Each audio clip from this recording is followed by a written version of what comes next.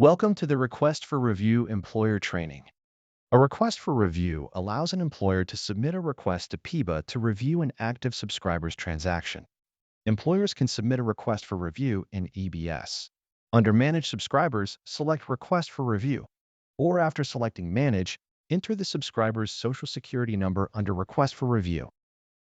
Change reasons eligible for a request for review include marriage, newborn, adoption, divorce, dependent gain or loss of state benefits, and gain or loss of non-state health, dental, and/or vision. A request for review for an open enrollment transaction can only be submitted during a limited time. Subscriber negligence is not considered an employer delay or correction for a request for review.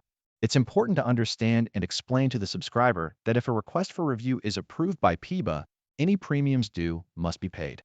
The subscriber must understand that retroactive premiums are possible. From the drop-down menu, select the change reason, then enter the required dates. Next, select the reason for review from the drop-down menu. Reasons for review include late employee, late employer, correction employee, and correction employer. Add your phone number and a summary of the change. Finally, explain the circumstances for the review and select Next. Enter or update the required enrollee data, dependents, coverage, and beneficiaries.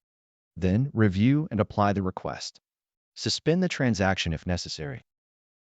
After the request for review is applied, go to the RFR tab on the BA console.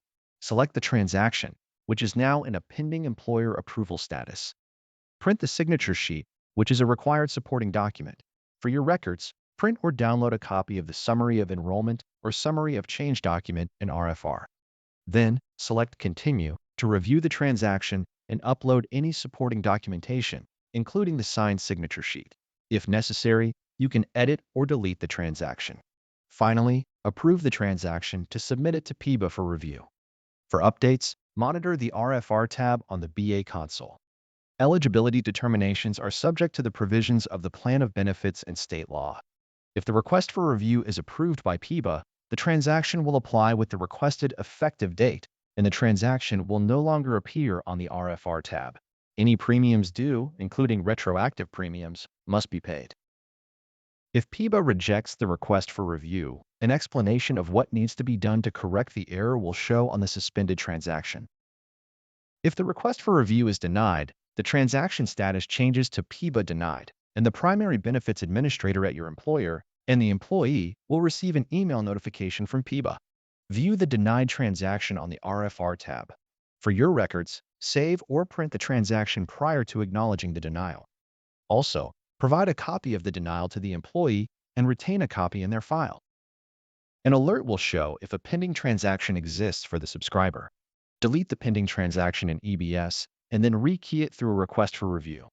PEBA strongly encourages employers to submit a request for review in EBS. However, if you are completing the paper request for review form, complete the form in its entirety. Paper forms could be rejected due to errors, and they require additional time for processing. For the change reason, mark the request as either a BA clerical error or delay, or a subscriber request. Add the requested effective date and explain the circumstances of the request. Your signature, phone number, and date are required. Indicate on the form if any required documentation is included with the request. Mail the completed form with any documentation to the address on the form. Faxes are accepted only for medical emergencies. You must call 888-260-9430 before faxing. If the subscriber disagrees with PEBA's decision, they can appeal in writing to PEBA within 90 days of the denial. The subscriber must explain why they are appealing the decision, attach any additional information and supporting documentation, and include a copy of the request for review denial.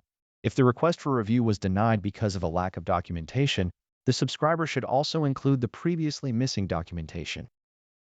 Appeals may be brought only by the covered person at issue, their legal representative, who cannot be, including but not limited to, a provider, medical device manufacturer, pharmaceutical manufacturer, employer, or a representative or agent of any of the foregoing, or a licensed attorney admitted to practice in South Carolina.